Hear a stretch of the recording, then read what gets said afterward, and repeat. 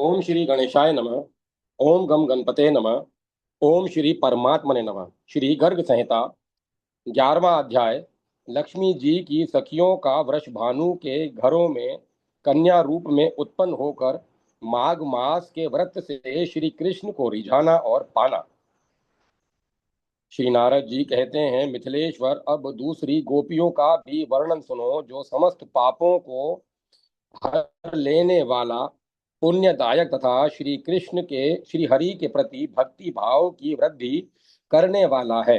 राजन, ब्रज में 6 वृषभानु उत्पन्न हुए हैं, जिनके नाम इस प्रकार है: नीतिवित, मार्गत, शुक्ल, पतंग, दिव्यवाहन और गोपेष्ट। ये नामानुरूप गुणों वाले थे।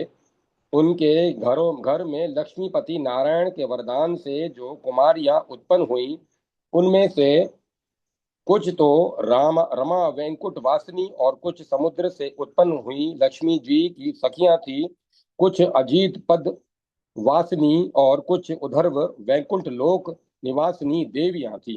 कुछ लोकाचल वासिनी समुद्र संभवा लक्ष्मी सहचरियां थी। उन्होंने सदा श्री गोविंद के चरणाविंद का चिंतन करते हुए माघ मास का व्रत किया। उस व्रत का उद्देश्य था श्री कृष्ण को प्रसन्न करना। माघ मास के शुक्ल पक्ष की पंचमी तिथि को, जो भावी वसंत के शुभागमन का सूचक प्रथम दिन है, उनके प्रेम की परीक्षा लेने के लिए श्री कृष्ण उनके घर के निकट आए। वे व्याघ्र चर्म का वस्त्र पहने, जटा के मुकुट बांधे, समस्त अंगों में विभूति रमाए, योगी के वेश में सुशोभित हो, वेणु बजाते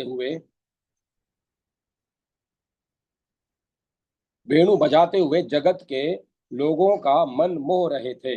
अपनी अपनी गलियों में उनका शुभागमन हुआ देख सब ओर से मोहित और प्रेम विहल हुई गोपांगनाएं उस तरुण योगी का दर्शन करने के लिए आई। उन अत्यंत सुंदर योगी को देखकर प्रेम और आनंद में डूबी हुई समस्त गोप कन्याएं परस्पर कहने लगी। गोपियां बोली, यह कौन बालक है जिसकी आकृति नंद नंदन से ठीक ठीक मिलती जुलती है? अथवा यह किसी धनी राजा का पुत्र होगा, जो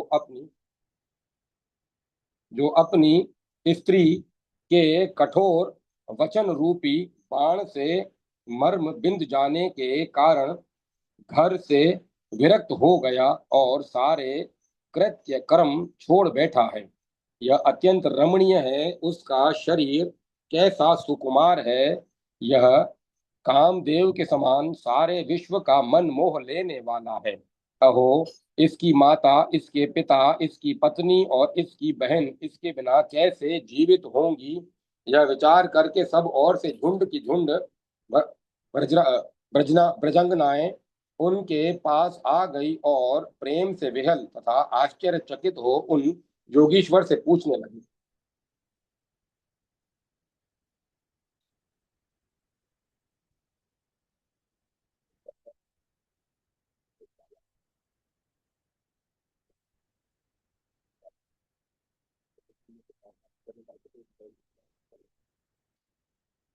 गोपियां बोली,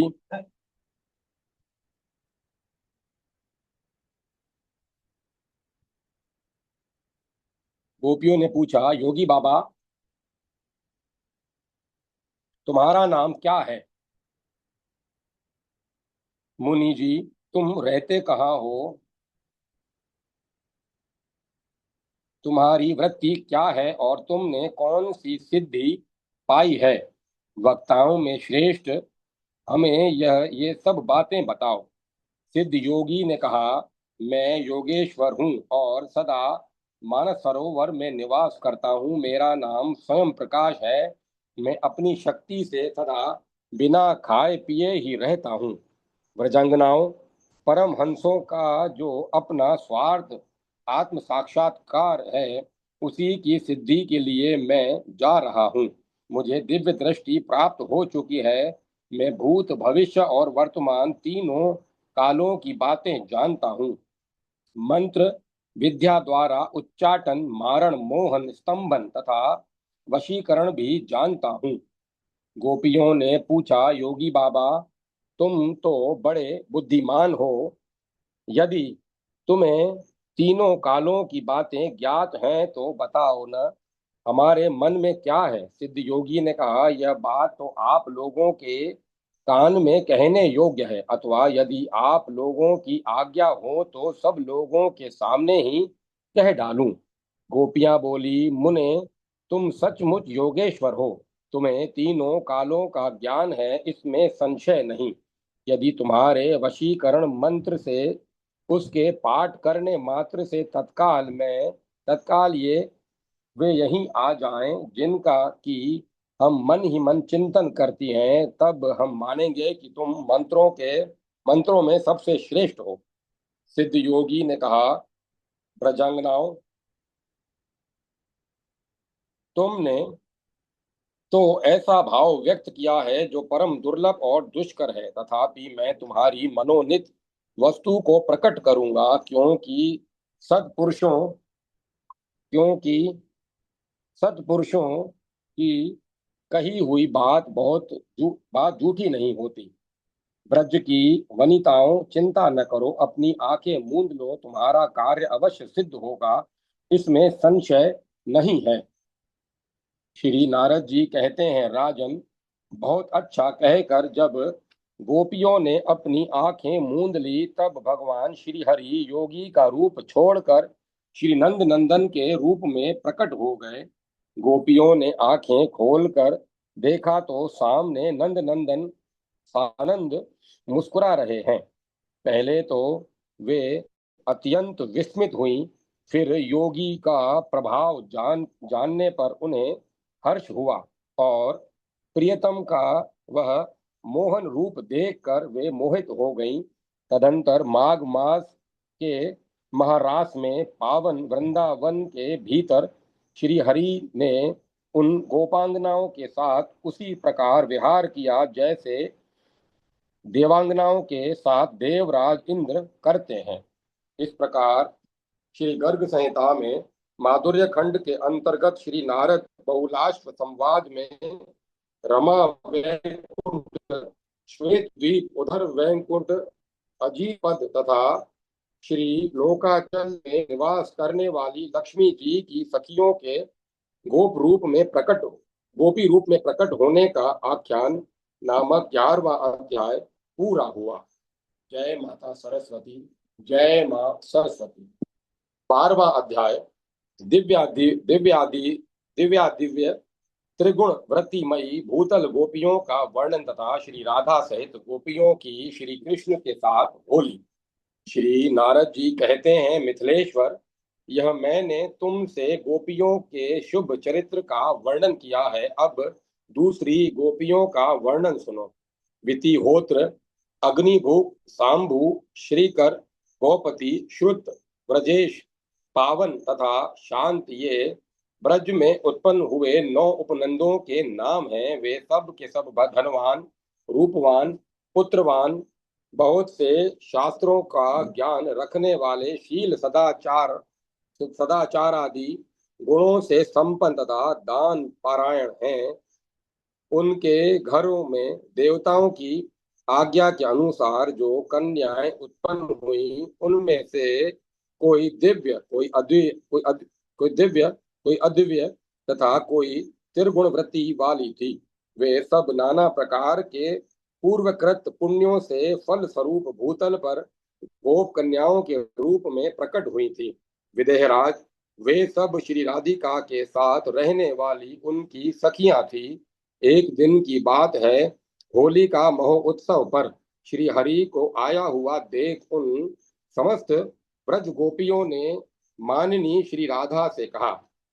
गोपियां बोली, रंभोरु, चंद्रवदने, मधु, मानिनी, स्वामिनी, ललने, श्री राधे, हमारी यह सुंदर बात सुनो। ये ब्रजभूषण नंद नंदन तुम्हारी बरसाना नगरी के उपवन में होली को उत्सव विहार करने के लिए आ रहे हैं। शोभा संपन्न यौवन के मध्य से मत उनके चंचल नेत्र घूम रहे हैं। घुंघराली नीली अलकावली उनके कंधों और कपोलों मंडल को चूम रही है। शरीर पर पीले रंग की रेशमी जामा अपनी घनी शोभा बिखेर रहा है। वे बजते हुए नुपुरों की ध्वनि से युक्त अपनी अरुण चरणाविंदों द्वारा सबका ध्यान आकृष्ट कर रहे हैं। उनके मस्तक पर बाल रवि के समान कांतिमान मुकुट है। वो वे भुजाओं में विमल अंगत, वक्ष स्थल पर हार और कानों में विद्युत को भी विलजित करने वाले मकराकार कुंडल धारण किए हुए हैं। इस भूमंडल पर पीतांबर की पीत प्रभा से सुशोभित उनका श्याम कांति मंडल उसी प्रकार उत्कृष्ट शोभा पा रहा है जैसे आकाश में इंद्रधनुष से युक्त मेघ मंडल सुशोभित होता है। अबीर और केसर के रस से उनका सारा अंग लिप्त है। उन्होंने उन्होंने हाथ में ली नई पिचकारी ले रखी है तथा सखी राधे तुम्हारे साथ रास रंग की रसमयी क्रीड़ा में निमग्न रहने वाले वे श्याम सुंदर तुम्हारे शीघ्र निकलने की राह देखते हुए पास ही खड़े हैं। तुम भी मान छोड़कर फगुआ होली के बहाने निकलो। निश्चय ही आज होलिका को यश देना चाहिए और अपने भवन में तुरंत ही रंग मिश्रित जल, चंदन के पंख और मकरंद इत्र आदि पुष्प रस का अधिक मात्रा में संचय कर लेना चाहिए। परम बुद्धिमती प्यारी सखी, उठो और सहसा अपनी सखी मंडली के साथ उस स्थान पर चलो जहां वे श्याम सुंदर भी मौजूद हों। ऐसा समय फिर कभी नहीं मिलेगा। बहती धारा में हाथ धो लेना चाहिए, यह कहावत सर्वत्र विदित है। श्री नारद जी कहते हैं, राजन, तब मानवती राधा मन छोड़कर उठी और सखियों के समूह से घिरकर होली का उत्सव मनाने के लिए निकली।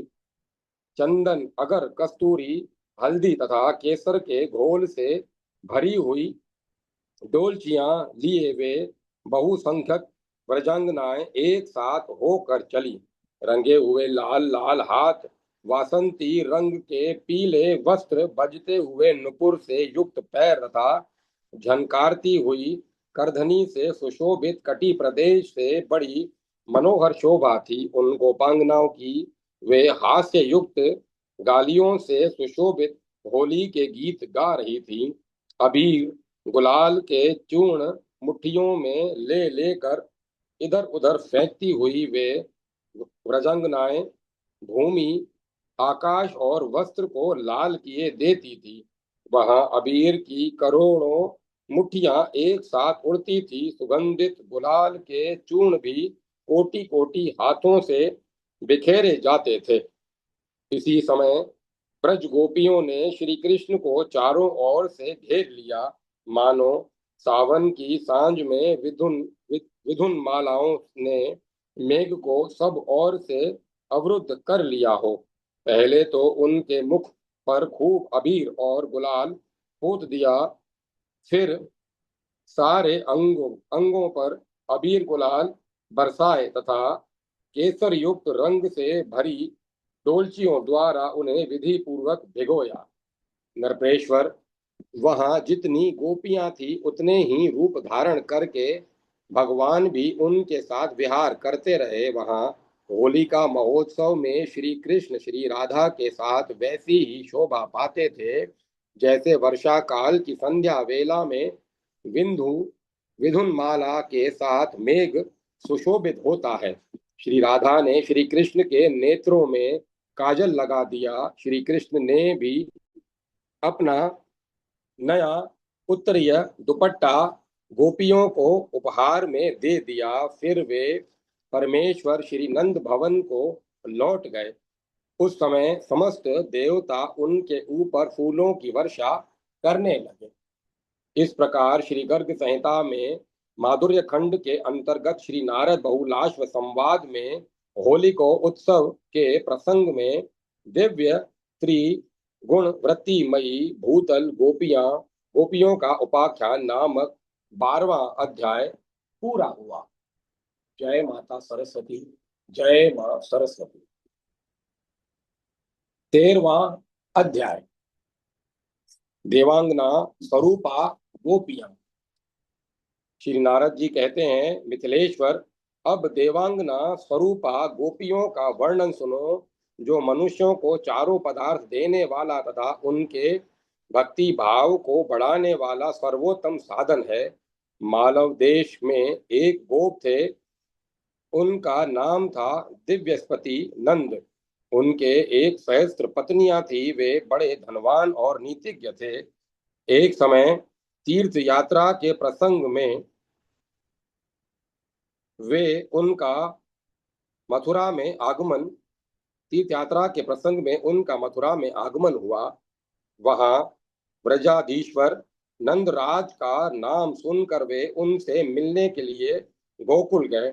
वहां नंदराज ने मिलकर और वृंदावन की शोभा देखकर महामना दिव्यस्पति नंदराज की आज्ञा से वहीं रहने लगे। उन्होंने 2 योजन भूमि को घेर कर गौओं के लिए गोष्ठ बनाया। राजन, उस ब्रज में अपने कुटुंबियों बंधुजनों के साथ रहते हुए दिव्यस्पति को बड़ी प्रसन्नता प्राप्त हुई। देवल मुनि के आदेश से समस्त देवांगनाएं उन्हीं दिव्यस्पति की महादिव्य कन्याएं हुई, जो प्रज्वलित अग्नि शिखा के समान तेजस्वी थी। इसी समय श्याम सुंदर श्री कृष्ण का दर्शन पाकर वे सब कन्याएं मोहित हो गई और उन दामोदर की प्राप्ति के लिए उन्होंने परम उत्तम माघ मास का व्रत किया। आधे सूर्य के उदित होते होते प्रतिदिन वे ब्रजांगनाएं ब्रजांगनाएं यमुना के में जाकर स्नान करती और प्रेमानंद में से विहल हो उच्च स्वर से श्री कृष्ण की लीलाएं गाती थी। भगवान श्री कृष्ण उन पर प्रसन्न होकर बोले, तुम कोई वर मांगो। तब उन्होंने दोनों हाथ जोड़कर उन परमात्मा को प्रणाम करके उनसे धीरे धीरे कहा। गोपियां बोली, प्रभो, निश्चय ही आप योगेश्वरों के लिए भी दुर्लभ हैं। इनके ईश्वर तथा कारणों के भी कारण हैं। आप वंशीधारी हैं। आपको आपका अंग मनमत के मन को भी मत डालने वाला, मोह लेने वाला है। आप सदा हमारे नेत्रों के समक्ष रहें। राजन, तब तथास्तु कहकर जिन आदि देव श्री हरि ने गोपियों के लिए अपने दर्शन का द्वार उन्मत्त कर दिया, वे सदा तुम्हारे हृदय में नेत्र मार्ग में बसे रहें और बुलाए हुए से तत्काल चित्त में आकर स्थित हो जाएं। परिपूर्णतम भगवान श्री कृष्ण ही हैं, दूसरा नहीं, क्योंकि श्री कृष्ण ने एक कार्य के उद्देश्य से अवतार लेकर अन्यान्य करोड़ों कार्यों का संपादन किया है। जिन्होंने कमर में पीतांबर बांध रखा है, जिनके सिर पर मोर पंख का मुकुट सुशोभित है और गर्दन झुकी हुई है, जिनके बांस की बांसुरी और लकुटी है तथा कानों में रत्नमय कुंडल झलमला रहे हैं, जिनके हाथ में बांसुरी और लकुटी है तथा कानों में रत्नमय कुंडल झलमला रहे हैं, उन पटुधर नट वेशधारी श्री हरि का मैं भजन करता हूँ। आदिदेव श्री हरि केवल भक्ति से ही वश में होते हैं। निश्चय ही इसमें गोपियां सदा प्रमाणभूत हैं, जिन्होंने न तो गोपियां ही प्रमाणभूत हैं, जिन्होंने न तो कभी सांख्य का विचार किया, न योग का अनुष्ठान, केवल प्रेम से ही वे भगवान के स्वरूप को प्राप्त हो गई। इस प्रकार श्री गर्ग संहिता में माधुर्य खंड के अंतर्गत श्री नारद बहुलाश्व संवाद में देवांगना स्वरूपा गोपियों का उपाख्यान नामक 13वां अध्याय पूरा हुआ। जय माता सरस्वती। जय मां सरस्वती। 14वां अध्याय कौरव सेना से पीड़ित रंगोजी गोप का कंस की सहायता से ब्रजमंडल की सीमा पर निवास तथा उसकी पुत्री रूप में जालंधरी गोपियों का प्राकट्य। श्री नारद जी कहते हैं, मिथिलेश्वर, अब जालंधर के अंतःपुर की स्त्रियों के गोपी रूप में जन्म लेने का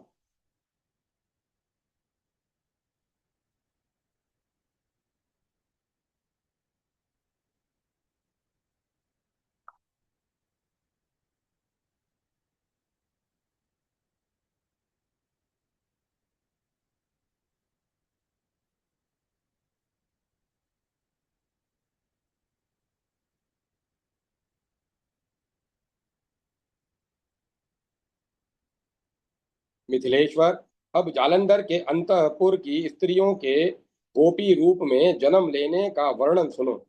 महाराज, साथ ही उनके कर्मों को भी सुनो, जो सदा ही मनुष्यों के पापों का नाश करने वाला है। राजन, सप्त नदी के किनारे रंगपतन नाम से प्रसिद्ध एक उत्तम नगर था, जो सब प्रकार की संपदाओं से संपन्न तथा विशाल था। वह 2 योजन विस्तृत गोलाकार नगर था। उस नगर का मालिक या पुराधीश रंगोजी नामक एक गोप था, जो बलवान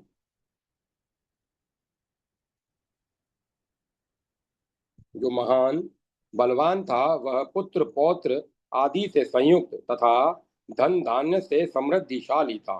हस्तिनापुर के स्वामी राजा धृतराष्ट्र को वह सदा 1 करोड़ स्वर्ण मुद्राएं वार्षिक कर के रूप में दिया करता था। मिथिलेश्वर, एक समय वर्ष बीत जाने पर भी धन के मद से उन्मत्त गोप ने राजा को वार्षिक कर नहीं दिया। इतना ही नहीं, वह गोप नायक रंगोजी मिलने तक नहीं गया, तब धृतराष्ट्र ने के भेजे हुए 10,000 वीर जाकर उस गोप को बांध कर हस्तिनापुर में ले आए। कोई कई वर्षों तक तो रंगोजी कारागार में बंधा पड़ा रहा। बांधे और पीटे जाने पर भी वह लोभी गोप डरा नहीं। उसने राजा धृतराष्ट्र को थोड़ा सा भी धन नहीं दिया। किसी समय गोप नायक रंगोजी उस महाभयंकर कारागार से भाग निकला तथा रातों रात रंगपुर में आ गया। तब पुनः उसे पकड़ कर लाने के लिए धृतराष्ट्र की भेजी हुई शक्तिशाली बलवाहन से संपन्न 3 अश्वनी सेना गई। वह गोप भी कवच धारण करके युद्ध भूमि में बारंबार धनुष की टंकार फैलाता हुआ तीखी धार वाले चमकीले बाण समूहों की वर्षा करके धृतराष्ट्र की उस सेना का सामना करने लगा। शत्रुओं के शत्रुओं ने उसके कवच और धनुष काट दिए तथा उसके स्वजनों का भी वध कर डाला। तब वह अपने दुर्ग में आकर कुछ दिनों तक युद्ध चलाता रहा। अंत में अनाथ एवं भय से पीड़ित रंगोजी किसी शरणदाता या रक्षक की इच्छा करने वाला करने लगा। उसने यादवराज कंस के पास अपना दूत भेजा। दूत मथुरा पहुंचकर राज दरबार में गया और उसने मस्तक झुकाकर दोनों हाथों की अंजलि बांधे उग्रसेन कुमार कंस को प्रणाम करके करुणा से आर्द्र वाणी में कहा, महाराज, रंगपतन में रंगोजी नाम से प्रसिद्ध एक गोप है,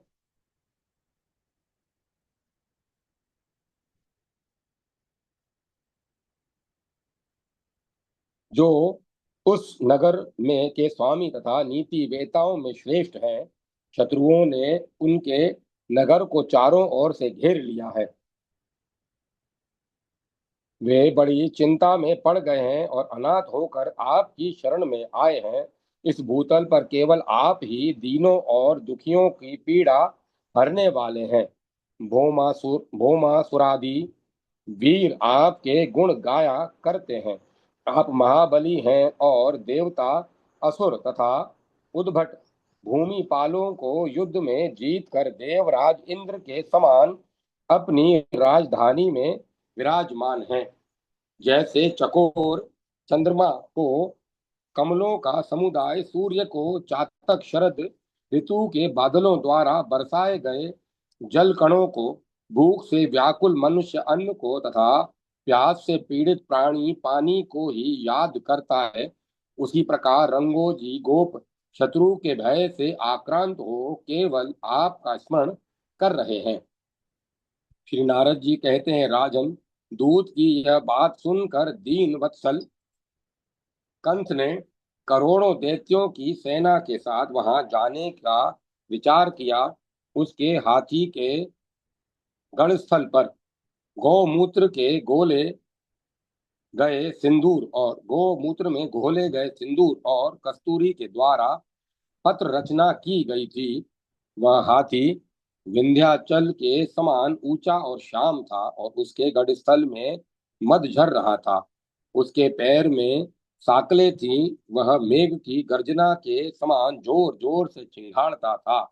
ऐसे कुवलया पिंड नामक गजराज पर चढ़कर मदमत राजा कंस सहसा कवच आदि से सुसज्जित हो चाणूर मुष्टिक आदि मल्लों तथा केशी व्योमासुर और वृषासुर आदि दैत्य योद्धाओं के साथ रंग पतन की और प्रस्थित हुआ। वहां यादवों और कौरवों की सेनाओं में परस्पर बाणों, खड्गों और त्रिशूलों के प्रहार से घोर युद्ध हुआ। जब बाणों से सब और अंधकार सा छा गया, तब कंस एक विशाल गदा हाथ में लेकर कौरव सेना में उसी प्रकार घुसा जैसे वन में दावानल प्रविष्ट हुआ हो। जैसे इंद्र अपने वज्र से पर्वतों को गिरा देता है, उसी प्रकार कंस ने अपनी वज्र सरीखी गदा की मार से कितने ही कवचधारी वीरों को धराशायी कर दिया। उसने पैरों के आघात से रथों को रौंद डाला। एड़ियों से मार मार कर घोड़ों का कचूमर निकाल दिया। हाथी से ही मार कर कितने ही गजों को उनके पांव पकड़कर उछाल दिया। महाबली कंस ने कितने ही हाथियों के कंधों और कक्ष भागों को पकड़कर उन्हें और गोदों और झूलों सहित बलपूर्वक घुमाते हुए आकाश में फेंक दिया।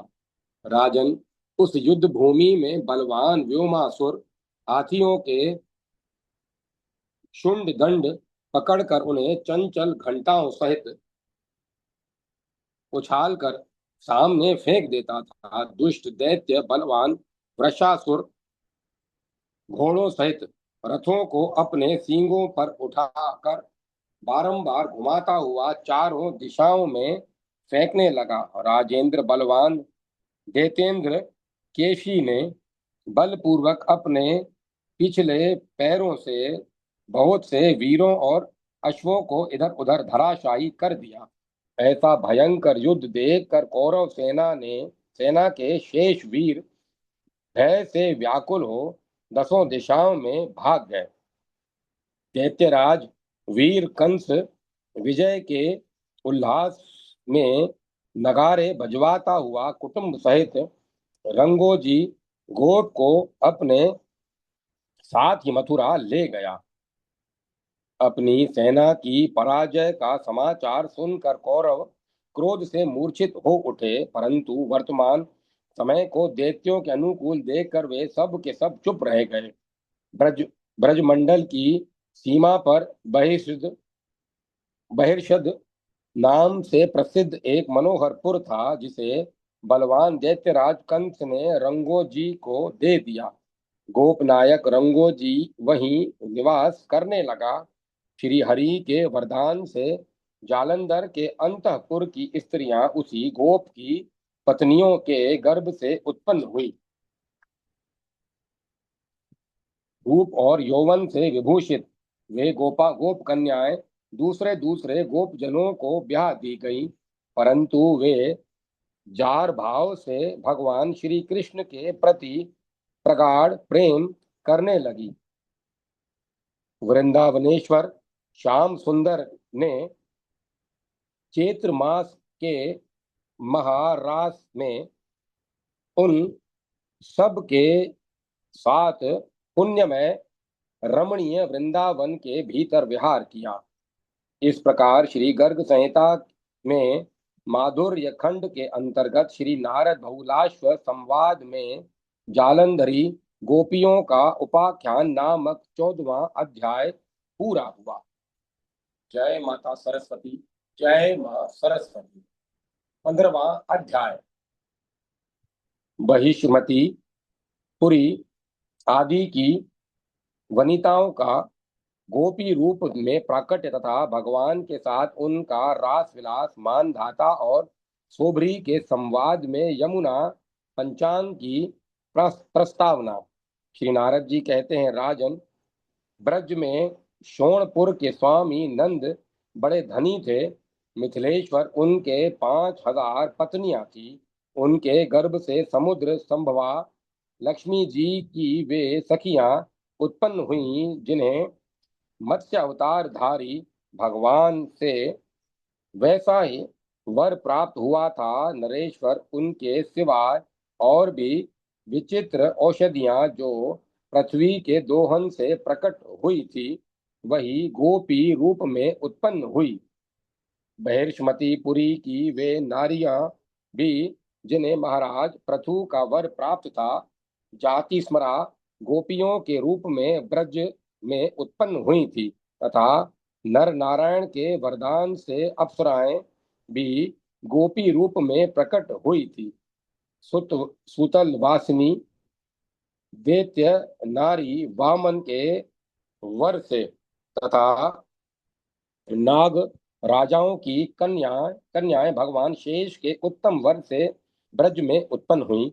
दुर्वासा मुनि ने उन सब को अद्भुत कृष्णा पंचांग दिया था, जिससे यमुना जी की पूजा करके उन्होंने श्रीपति का वर रूप में वर्ण किया। एक दिन की बात है, मनोहर वृंदावन में दिव्य यमुना तट पर, जहां नर कोकिलों से सुशोभित हरे भरे वृक्ष समुदाय शोभा दे रहे थे, भ्रमरों के गुंजार्व के साथ कोकिलों और सारसों की मीठी बोली गूंज रही थी। वासंती लताओं से आवृत तथा शीतल मंद सुगंध वायु से परिसेवित मधुमास में उन गोपांगनाओं के साथ मदन मोहन श्याम सुंदर श्री हरि ने कल्प वृक्षों की श्रेणी से मनोरम प्रतीत होने वाले कदम्ब वृक्ष के नीचे एकांत स्थान में झूला झूलने का उत्सव आरंभ किया। वहां यमुना जल की उताल तरंगों का कोलाहल फैला हुआ था। वे प्रेम विहला गोपांगनाएं श्री हरि के साथ झूला झूलने की क्रीड़ा कर रही थी।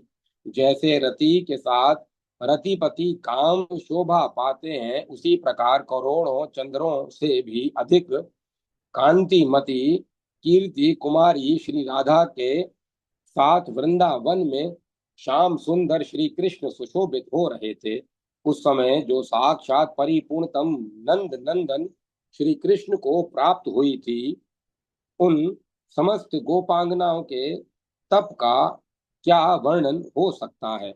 नागराजों की समस्त सुंदरी कन्याएं जो गोपी रूप में उत्पन्न हुई थी, मनोहर चैत्र मास में यमुना के तट पर श्री बलभद्र श्री हरि की सेवा में उपस्थित थी। राजन, इस प्रकार मैंने तुमसे गोपियों के शुभ चरित्र का वर्णन किया, जो परम पवित्र तथा समस्त पापों को हर लेने वाला है। अब पुनः क्या सुनना चाहते हो? श्री भाई बहुलाश्व बोले, मुने, प्रभु दुर्वासा का दिया हुआ यमुना जी का पांचांग क्या है, जिससे गोपियों को गोविंद की प्राप्ति हो गई? उसका मुझसे वर्णन उसका मुझसे वर्णन कीजिए। श्री नारद जी ने कहा, राजन, इस विषय में विज्ञ जन एक प्राचीन इतिहास का उदाहरण देते हैं, जिसके श्रवण मात्र से पापों की पूर्णतया निवृत्ति हो जाती है। अयोध्या में मानधाता नाम से प्रसिद्ध एक तेजस्वी राज शिरोमणि उस पुरी के अधिपति थे।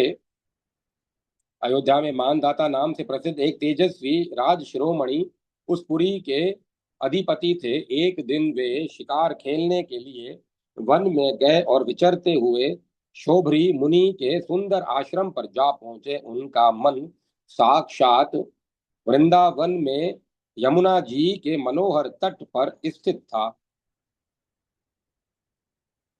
वहां अपने जमाता शोभरी मुनि को प्रणाम करके मानधाता ने कहा। मानधाता बोले, भगवान, आप साक्षात सर्वज्ञ हैं। परार परापर परावर वेताओं में सर्वश्रेष्ठ हैं और अज्ञान अंधकार से अंधे हुए लोगों के लिए दूसरे दिव्य सूर्य के समान हैं।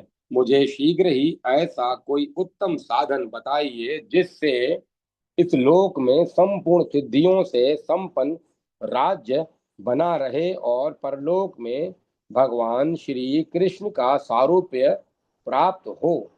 सोबरी बोले, राजन, मैं तुम्हारे सामने यमुना जी के पंचांग का वर्णन करूंगा, जो सदा समस्त सिद्धियों को देने वाला और श्री कृष्ण के सारूप्य की प्राप्ति कराने वाला है। यह साधन जहाँ से सूर्य का उदय होता है और जहाँ वह अस्त भाव को प्राप्त होता है, वहां तक के राज्य की प्राप्ति कराने वाला तथा यहाँ श्री कृष्ण को भी वशीभूत करने वाला है। सूर्यवंशेंद्र किसी भी देवता के कवच, स्तोत्र, सहस्त्र नाम, पठन तथा पद्धति, ये 5 अंग विद्वानों ने बताए हैं। इस प्रकार श्री गर्ग संहिता में माधुर्य खंड के अंतर्गत श्री नारद बहुलाश संवाद में श्री सोभरी और मानधाता के संवाद के अंतर्गत बहिर्मती पुरी की नारियों, अप्सराओं, सुतलवासिनी नागराज कन्याओं के गोपी रूप में उत्पन्न होने का उपाख्यान नामक 15वां अध्याय पूरा हुआ। जय माता सरस्वती, जय मां सरस्वती। 16वां अध्याय श्री यमुना कवच। मानधाता बोले, महाभाग, आप मुझे श्री कृष्ण की पटरानी यमुना के सर्वथा निर्मल कवच का उपदेश दीजिए, मैं उसे सदा धारण करूंगा। सोभरी जी बोले, महामते नरेश, यमुना जी का कवच मनुष्यों की सब प्रकार से रक्षा करने वाला तथा साक्षात चारों पदार्थों को देने वाला है। तुम इसे सुनो। यमुना जी के चार यमुना जी के 4 भुजाएं हैं। वे श्याम वर्णा एवं 16 वर्ष की अवस्था से युक्त हैं। उनके नेत्र प्रफुल्ल कमल दल के समान सुंदर एवं विशाल हैं। वे परम सुंदरी हैं और दिव्य रथ पर बैठी हुई हैं। इस प्रकार करके उनका ध्यान करके कवच धारण करें। इस प्रकार उनका ध्यान करके कवच धारण करें।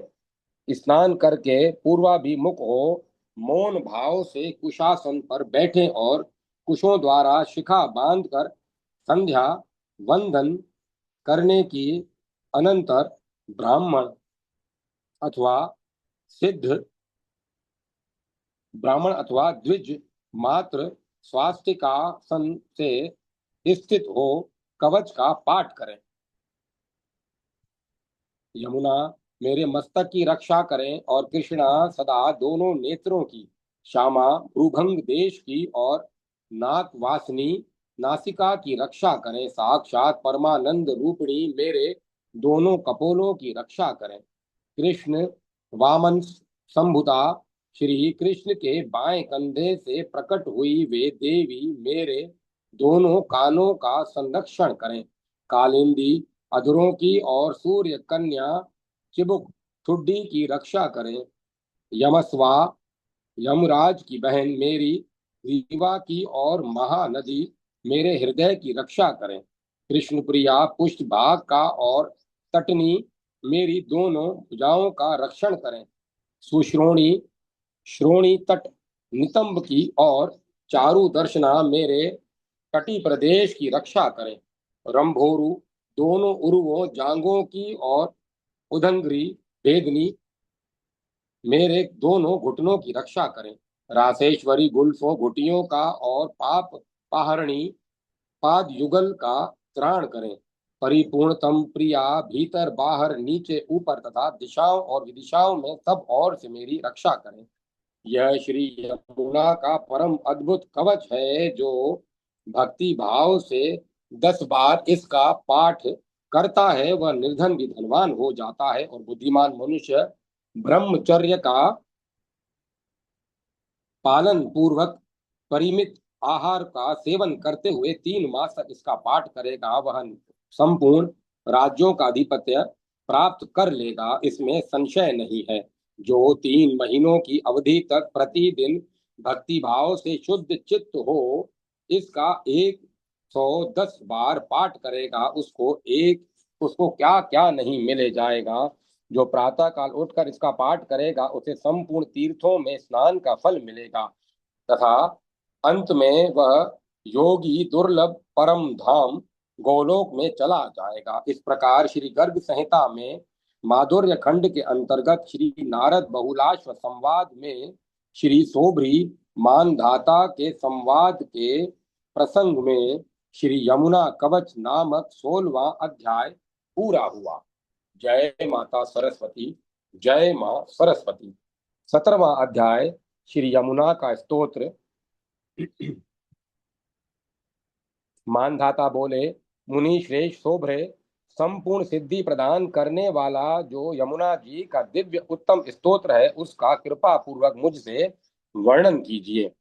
श्री सोभरी मुनि ने कहा, महामते अब तुम सूर्य कन्या यमुना का स्तोत्र सुनो जो इस भूतल पर समस्त सिद्धियों को देने वाला तथा धर्म अर्थ काम और मोक्ष रूप चारों पुरुषार्थों का फल देने वाला है। श्री कृष्ण के बाएं कंधे से प्रकट हुई कृष्णा को सदा मेरा नमस्कार है। कृष्णे, तुम श्री कृष्ण स्वरूपिणी हो, तुम्हें बारंबार नमस्कार है। जो पाप रूपी पंकजल में पंकजल से कलंक से कुत्सित कामी कुबुद्धि मनुष्य सत्पुरुषों के साथ कलह करता है उसे भी गूंजते हुए भ्रमर और जल पक्षियों से युक्त कालिंद नंदिनी यमुना वृंदावन धाम प्रदान करती है। कृष्णे, तुम ही साक्षात श्री कृष्ण स्वरूपा हो। तुम ही प्रलय सिंधु के युग वेग युक्त भवर से महात्म्य स्वरूप महामत्स्य स्वरूप धारण करके विराजती हो। तुम्हारी उर्मी उर्मी में भगवान कुरुम रूप से वास करते हैं तथा तुम्हारे बिंदु बिंदु में श्री गोविंद देव की आभा का दर्शन होता है। तटिनी, तुम लीलावती हो, मैं तुम्हारी वंदना करता हूँ। तुम घनी भूत मेघ के समान श्याम कांति धारण करती हो। श्री कृष्ण के बाएं कंधे से तुम्हारा प्राकट्य हुआ है।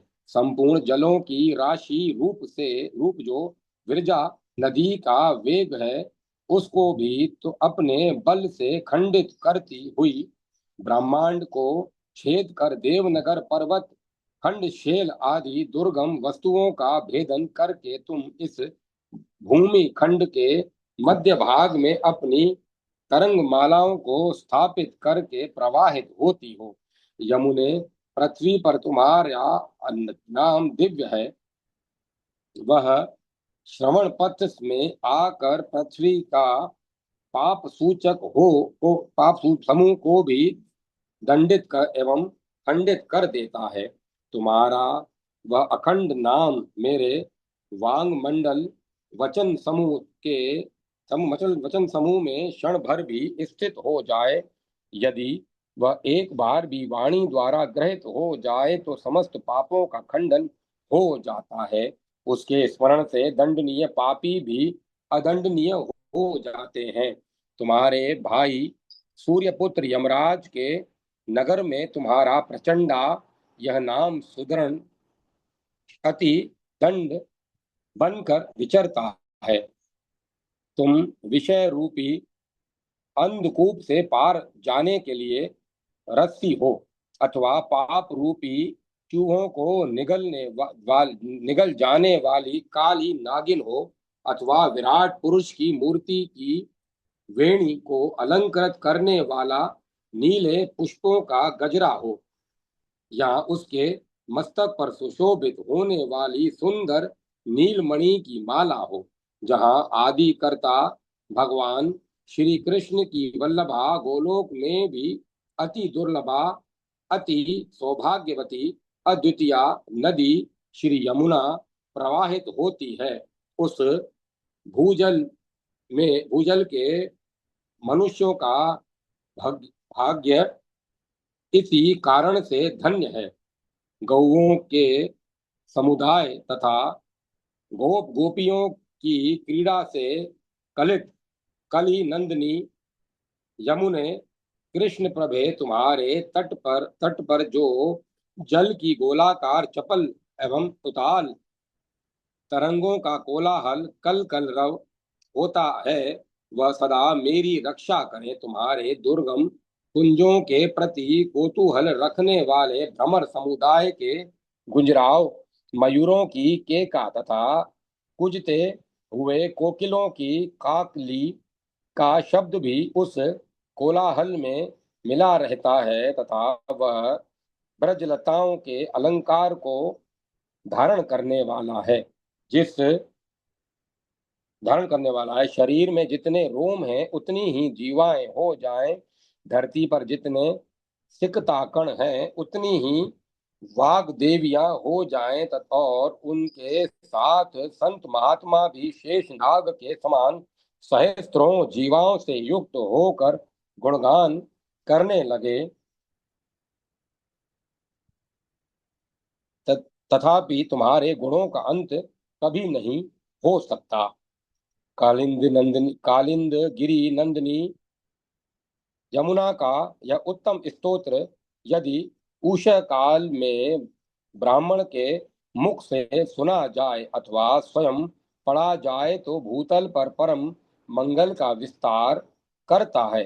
जो कोई मनुष्य भी यदि निश्चय नित्यशय इसका धारण चिंतन करे तो वह भगवान की निज निकुंज लीला के द्वारा वर्ण किए गए परम पद को प्राप्त होता है। इस प्रकार श्री गर्ग संहिता में माधुर्य खंड के अंतर्गत श्री सोभरी मानधाता के संवाद में श्री यमुना स्तोत्र नामक 17वां अध्याय पूरा हुआ। जय माता सरस्वती, जय मां सरस्वती।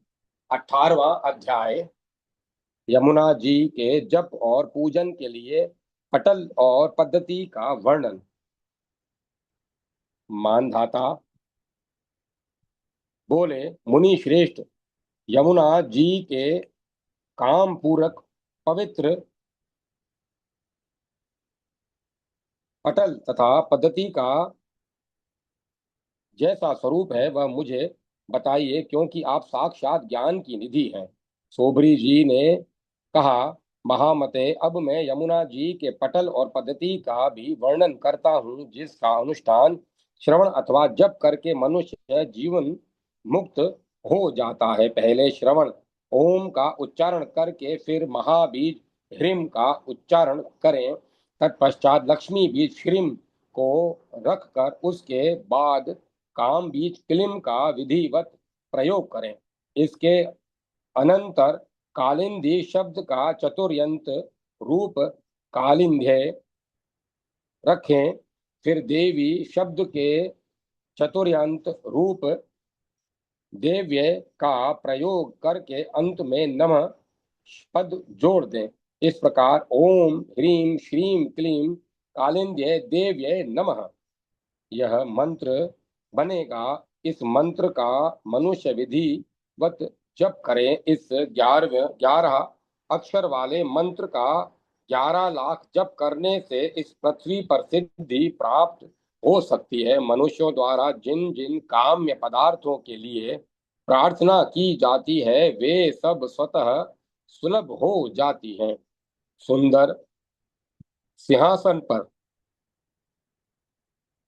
षोडश दल कमल अंकित करके उसकी कर्णिका में श्री कृष्ण सहित कालिंदी का न्यास स्थापन करे। कमल के 16 दलों में अलग अलग निमित्त पूर्वक नाम ले लेकर मनुष्य मानव श्रेष्ठ साधक क्रमशः गंगा, विरजा, कृष्णा, चंद्रभागा, सरस्वती, गोमती, कौशिकी, वेणी, सिंधु, गोदावरी, वेद स्मृति, वेत वेत्रवती, शरद शरदू, सरयू, ऋषिकुल्या तथा कोकुधनी का पूजन करें। पूर्वादि 4 दिशाओं में क्रमशः वृंदावन, गोवर्धन, वृंदा तथा तुलसी का उनके नामोच्चारण पूर्वक क्रमशः पूजन करें। तत्पश्चात ओम नमो भगवते कालिंदे नंदने देवे सूर्य कन्याके सूर्य कन्याकाय यम भगिने श्री कृष्ण प्रियाय युथि भूताय स्वाहा। ओम नमो भगवते कालिंद नंदिने सूर्य कन्यकाय यम भगिने श्री कृष्ण प्रियाय युथि भूताय स्वाहा। इस मंत्र से आवाहन आदि 16 उपचारों को एकाग्र चित्त हो अर्पित करें। इस प्रकार यमुना का पटल जानो। अब पद्धति बताऊंगा। जब तक पुरस्चरण पूरा न हो जाए तब तक ब्रह्मचर्य का पालन करते हुए मानवलंबन पूर्वक द्विज को जप करना चाहिए। पुरस्चरण काल में जौ का आटा खाएं, पृथ्वी पर शयन करें, पत्तल पर भोजन करें और मन को वश में रखें। राजन, आचार्य को चाहिए कि काम, क्रोध, लोभ, मोह और द्वेष को त्याग कर परम भक्ति भाव से जप में प्रवृत्त रहें। ब्रह्म मुहूर्त में उठकर कालिंदी देवी का ध्यान करें और अरुणोदय की बेला में नदी में स्नान करें। मध्याह्न काल में और दोनों संध्याओं के समय संध्या वंदन अवश्य किया करें। राजन, जब अनुष्ठान समाप्त हो तब यमुना के तट पर जाकर पुत्रों सहित 10 लाख महात्मा ब्राह्मणों का गंध पुष्प से पूजन करके उन्हें उत्तम भोजन दें। तदंतर वस्त्र, आभूषण और स्वर्ण में चमकीले पात्र तथा उत्तम दक्षिणाएं दें। इससे निश्चय ही सिद्धि होती है। महामते नरेश, इस प्रकार मैंने तुमसे यमुना जी के जप और पूजन की पद्धति बताई है। सारा दिव्य नियम तुम सारा नियम पूर्ण करो। बताओ अब और क्या सुनना चाहते हो। इस प्रकार श्री गर्ग संहिता में माधुर्य खंड के अंतर्गत मानधाता और सोबरी के संवाद में पटल और पद्धति का वर्णन नामक 18वां अध्याय पूरा हुआ। जय माता सरस्वती। जय मां सरस्वती। ओम नमो नारायण। ओम नमो भगवते वासुदेवाय। ओम एम ह्रीम क्लीम चामुंडाय विच्चे। राम लक्ष्मण जान की जय। बोलो हनुमान की जय। श्री राधे कृष्ण। जय श्री राधे कृष्ण। राधे कृष्ण। अब कथा को विराम दिया जाता है। ओम तत्सत। ओम तत्सत। ओम तत्सत।